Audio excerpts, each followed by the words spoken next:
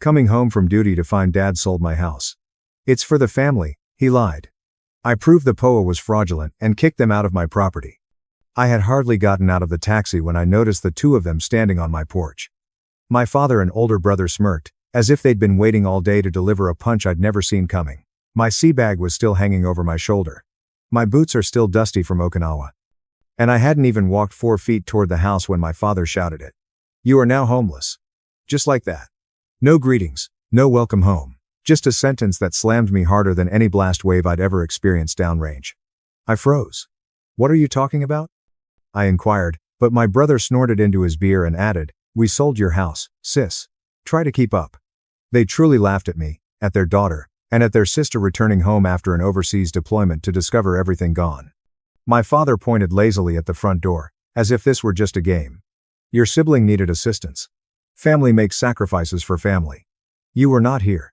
You didn't need the space." And then he added the portion that revealed how little they thought of me. "You Marines are bouncing about regardless. What difference can a house make?" I should have exploded, cursed, and fallen apart. Instead, I smiled slowly and steadily, causing both of them to scowl. My father asked, "What's so funny?" I replied, "The house you sold was actually." But before I continue that statement, let me take you back to the beginning of this whole thing. Because the truth is that none of this was accidental. They did not stumble upon this betrayal. They planned it, but not as well as they expected. I was stationed in Okinawa 4 months ago, midway through a 6-month tour. I had been looking forward to that assignment. Shore duty is not glamorous, but it is predictable. And predictability is something Marines don't get too frequently. During my off hours, I called home to check on the house and make sure nothing was on fire. I'd owned that property for 7 years. I bought it myself following my second deployment. I renovated it room by room on my own budget. It was meant to be my foundation, anchor, and future. But every time I called home, something seemed amiss. My father would answer the phone, sounding furious as if I had interrupted something. My brother Leo, the everlasting self-discovery project, had moved back in with Dad after losing yet another job. When I asked what he was doing to get back on his feet, Dad defended him. "He only needs a little time. He is working on it. Sophia, don't be so judgmental." I'd hear dishes clattering in the background and voices I didn't recognize. I once heard someone cry, "Did she send the money yet?" And the call ended 3 seconds later. I tried not to overthink everything and to show them grace. After all, I'd spent my whole adult life training, deploying, and moving from base to base. Maybe I didn't grasp what was going on at home. Maybe I did not want to. But 3 weeks before my homecoming, I received a telegram that should have been a warning. My father sent me a quick text. "Call us before you arrive home." No punctuation and no explanation. I stared at it for a long time, feeling the chilly twist in my gut that every Marine knows something is wrong, and something is about to happen. However, duty hours were extremely high that week. By the time I got a chance to call, it had gone to voicemail twice. I told myself it didn't matter. My flight had been scheduled. My leave is approved. I'd get home soon enough. And suddenly I was standing in my driveway, staring at the people who were meant to be my family, only to discover that they had sold the roof over my head to pay off my brother's gambling debt. That portion was new to me. Not then. However, I could already sense the remorse in their eyes, and the shamelessness in their posture. You can always tell when someone has done something bad and convinced themselves that it was justifiable. My brother raised his beer again, as if he were celebrating something. "Don't look astonished, sis. You are gone." Dad held power of attorney. "It's an easy process. You will get over it." I felt my jaw tighten, but my smile did not fade. If anything, it expanded. "Is this what he told you?" I asked quietly. My father's brows knitted together. "What is that intended to mean?" I didn't respond. Not yet. Because what they didn't realize, what hit them like a truck in about 90 seconds, was that the house they sold was not what they believed it was legally, financially, or structurally. They had no idea what they had put on the market. But I wasn't ready to reveal that to them. Not immediately. Sometimes revenge needs to stew for a bit longer. I placed down my sea bag, brushed dust from my sleeve, and went toward the porch as if nothing could stop me. My father stepped away, irritated yet perplexed. My brother scoffed. "Look at her calm demeanor." They assumed I was calm because I was weak. Because I was startled. They had no idea I was so calm since I was already 10 steps ahead. Marines do not return home hoping for the best. We arrive home prepared for the worst. And this was nothing compared to what I'd been through before. I did not go inside right away. I just stood there on the porch, both of them staring at me, waiting for me to cry, shatter, or crumble in the way they'd presumably planned in their minds. But nothing arrived. No crying, begging, or collapse. Just a long, heavy stillness that caused my father to shift uneasily, and my brother to tap his beer can on the railing as if he couldn't take his nerves. That stillness was all the power I needed at that point. Eventually, my father cleared his throat. "So, won't you say something?" I tilted my head and studied him. The man who used to get up at 5 a.m. every day to prepare breakfast for me before school.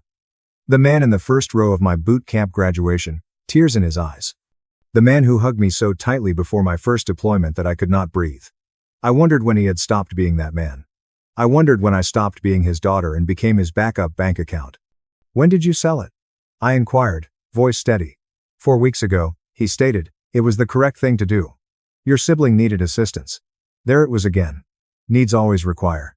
It's always about Leo. Always thinking about his next fix, problem, or temporary setback. "And you didn't think about calling me?" I asked. He scoffed. "You were occupied while overseas. You Marines have your heads in the clouds. Always too busy to pick up the phone." "That's interesting," I remarked. "Because I phoned each week." Leo rolled his eyes.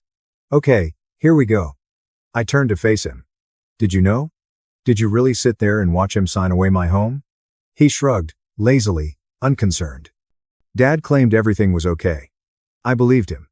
Why shouldn't I? He's Dad. I almost smiled at how unself-aware an adult man could be. Instead of arguing, I strolled down the stairs and did a slow lap around the yard, letting the cool Washington air clear my mind. The house appeared the same from the outside: white siding, clipped hedges, and the flagpole I'd placed after re-enlisting, but it didn't feel the same. Something significant had been broken. Something more profound than a deed or a signature lies behind me. My father exclaimed. "We put the money to good use. Your brother's debt is handled. He's safe now." Debt. That word stuck in my gut like a stone. Leo was not the sort to pay off debt. Leo was the type to incur debt as if it were a pastime, and Dad helped him every step of the way. I moved back toward them, step by step, until I was standing at the foot of the porch stairs. "You two want to tell me the whole truth?" I asked them. "Or do you want me to find it myself?" My father's jaw hardened. Leo drank the last of his beer, then crushed the can with his hand. "What truth?" he asked. "You're blowing this way out of proportion." "Really?" I inquired. "Because when I left, the house was paid off. I had no debt, liens, or anything pending. For you to sell it quickly, you'd have needed cash buyers, which means desperation." "Whose desperation?" Leo's eyes flashed briefly, but I caught it. "My brother's." I spoke softly. "So, let's hear it. Gambling, drugs, loan sharks. Which was it this time?" My father burst. "Stop interrogating your brother like he's some criminal." "I'm interrogating," I explained quietly. "Because my house is gone." "You were gone," he said. "Always gone. Always Marine Corps this, Marine Corps that. You think you're better than everyone. You think you don't need this family. I've been serving this country for 15 years. I replied. "And every single assignment. I came home to this house, my house. The one thing I worked for. The one thing that was mine." He waved his hand dismissively. "You'll buy another one. You make good money, better than him." He pointed to Leo as if he were a defenseless child, not a 40-year-old guy who had been bailed out by his family more times than I could remember. I felt something inside of me crack, not break, but change. I could see them both plainly in that moment, as if a lens had suddenly come into focus. Dad was not assisting Leo because he was kind. He was assisting him because he required someone to need him. And Leo didn't apologize because he didn't have to. Dad always took the blame for him. And now they've taken something from me because they thought I was strong enough to lose it. Strong enough to bounce back. Strong enough to withstand betrayal. That's the thing about being the strong one. People presume that when they twist the knife, you don't feel it. Then the front door opened. A woman stepped out, blonde hair, sweatpants, and holding a mug that read, "Mama needs coffee." She wasn't my father's girlfriend, not a neighbor, but someone else totally. "Who are you?"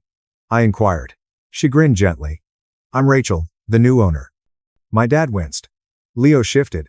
And my world twisted because that meant the house hadn't just been sold. It was closed, definitive, and finished. I still grinned. "Congratulations," I told the woman. "Did they tell you everything?" She blinked. "Everything." I looked back at my father and brother. Their faces paled somewhat, letting me know I wasn't the only one in risky terrain. I turned to Rachel. "Did they tell you that the house you bought?" I stopped, allowing the tension to build as my father fidgeted and Leo gripped the railing as if it could save him. Isn't actually in their name? Rachel looked perplexed. My father's voice crackled. Sophia, don't. But I wasn't finished. Not even close. Rachel glanced at me, as if she didn't know whether to smile or return to the house she thought she owned. She appeared to be the type of woman who had always avoided fighting. Gentle, kind, the type who apologized when others ran into her. And here she was, trapped in the heart of a mess she had no idea existed. She gripped her coffee mug a little more tightly. What do you mean it's not in their name? The paperwork? I inquired. I'm sure the paperwork looked official. I remarked, maintaining an even and calm tone, but paperwork only tells one side of the story. I glanced at my father, then allowed the quiet linger, allowing him to absorb the weight of what he had done. His face flushed a deep scarlet, the color of embarrassment mingled with wrath. Leo murmured something under his breath, but he had already stopped smirking. They both realized I wasn't lying. They realized I had something they didn't understand, something they hadn't planned for, when they used my power of attorney as a golden ticket. I don't understand, Rachel muttered. My father says a lot of things, I explained. Let me ask you something. When you bought this house, who handled the sale? She looked at my father, then back at me. A man named Darren. He said he was helping your family with the transfer. I closed my eyes for a second. Darren. Of course, it was Darren, an old friend of my father. Someone who was always connected or involved in a trade. A man who dealt in the gray realms of money and property. The type of man who came up at barbecues after my father remarried, always bragging about flipping houses without ever lifting a hammer. They knew how to transform desperation into profit. Did you sign anything with an attorney present? I was wondering. She shakes her head. He said it wasn't necessary. He said the family wanted it quick. The last syllable cracked a little. Quick. This is how things happen. Quick sales, transfers, deceit, and ruin. My father approached me from behind. Sophia, enough. You're upsetting her. I gently turned around.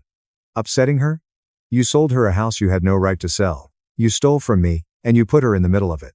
My voice remained calm, but something sharp moved beneath it. Years in the Marine Corps had taught me that raising one's voice was the fastest way to lose power. Silence, temperance, and precision were much more effective weapons. My father stroked his brow and said, You weren't here. You didn't need the house. We did the best we could.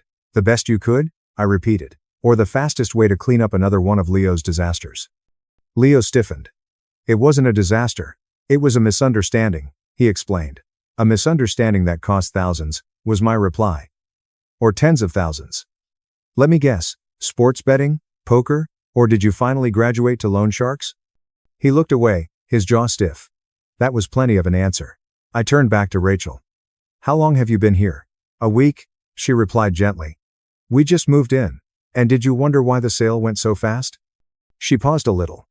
But your father said you were living overseas and wanted the money for something else. He said you'd agreed. I exhaled a breath that felt like it had been held inside me for months. This was not simply a betrayal. It was a swindle. A full-fledged, coordinated, deliberate swindle perpetrated while I was halfway around the world wearing the uniform of the country that had trusted me to serve with honor. Rachel, I spoke gently. I'm sorry you were dragged into this, but the truth is they didn't have the legal right to sell this house. Not fully. I dug into my pocket and pulled out a folded document, a copy of something I'd been carrying with me since deployment ended. Her gaze followed the page as I held it out. This house was purchased using a VA home loan. That means certain protections apply and certain rules. And selling it without me present, without my consent, without proper legal procedure. I looked at my father. That's a federal issue, not a family issue. Rachel's eyes widened. My father's face became pallid. Leo's boldness vanished entirely. He looked like a child caught taking candies from a store shelf. I kept going. Power of attorney gives temporary rights to handle bills, repairs, emergencies. It does not give the right to sell federally backed property without filing a series of authorizations, none of which were done. Rachel pushed one hand against her chest. Are you saying the sale is invalid? I'm saying, I responded softly, that this isn't what you think it is, and unfortunately, you'll need legal help to sort it out. My father took a step closer, his voice quivering with fury and terror. Sophia, don't do this. We're family. That didn't stop you, I said. Family didn't matter when you needed quick cash. It was for your brother. He exclaimed. And what about me? I inquired quietly. When did I stop being your child? When did I become expendable? For the first time since I came onto that porch, Dad did not respond. Rachel eventually spoke again. What do we do now? I told you, get a lawyer. And you tell them everything. And you stop speaking to my father outside of official channels because the deeper you let yourself get involved with this situation, the worse it will be for you. She nodded slowly, clutching her mug as if it were the last solid object in her universe. My father pointed at me and said, "You're ruining everything." I shake my head. "No, you ruined everything the minute you treated my service as an opportunity instead of a sacrifice." Leo murmured something about the Marine attitude, but I barely heard him. I was already walking down the porch, lifting my sea bag, my boots crunching against the gravel. The air was harsh and chilly, but in a way that clarified rather than muddled my mind. I started strolling towards the street. My dad called after me, "Where are you going?" "Home," I answered. "You don't have one?" Leo exclaimed. I turned back to face them, allowing the porch light to throw a halo around their outlines. "That," I answered, "is what you think." And then, for the first time since arriving, I felt tranquil since they had no idea how much trouble they had caused themselves. No idea what the next few days would bring. No one realized how unprepared they were for the consequences. And I didn't have to scare them with details. Fear grows best when left unexplained. I did not sleep that night. I booked into a low-cost roadside motel with a buzzing neon sign and a humming air conditioner that rattled louder than the traffic outside. I placed my sea bag on the chair, sat on the edge of the bed, and glanced at my phone. My father's number flashed across the screen 3 times before I placed the phone down and let it ring. I wasn't prepared to talk to him. Not when my chest still felt tight and my pulse raced every time I remembered the scene on the porch. I remembered Rachel's astonished expression, Leo's shame disguised as bravado, and my father's rage, justifications, and insistence that what he'd done was for the family. People love to use the word family when they need something from you. It's incredible how rarely they use it when you require anything from them. The motel smelled of old carpet and lemon cleaning spray. I took a shower to get rid of the day's heaviness. But even after the hot water ran cold, it remained. So I sat back down on the bed, turned on the small lamp, and took out the folder I had been holding since Okinawa. Paperwork, notes, screenshots, emails, everything I had accumulated in those final weeks abroad, when the truth began to emerge. It had not happened all at once. Betrayal rarely occurs.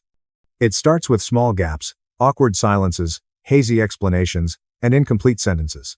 Then one day, the dam bursts, and you understand every red flag was attempting to warn you. I vividly recall the first time it actually hit me. I was standing on a balcony outside the barracks in Okinawa, the air thick with humidity, and my camis clung to my skin despite the fact that the sun had set. The cicadas were screaming in the trees, as if they were attempting to drown out whatever thoughts I was experiencing. My phone buzzed in my hand, indicating another notice and automated alert. I almost disregarded it until I saw the words property ownership update, and every instinct I'd ever developed prompted me to stop and read. The message wasn't long. It did not explain anything. Just a digital certification that an ownership change has been completed. Not completed. Not validated. Just processed. My name was still on the house, but there was another name added, a fuzzy, incomplete one, as if someone had begun a transfer but not completed it. I quickly called my father. There was no answer. Called again, went straight to voicemail, texted him, no response. Then I tried Leo, even though I knew he wouldn't answer. He did not. I tried again, and nothing happened. I stood there on the balcony, looking out at the Pacific. The night breeze felt nice on my face, but my stomach had turned frigid. Not because I understood what was going on, but because I didn't, and the uncertainty was far worse than the truth. The next day, during my lunch break, I asked one of the JAG officers on base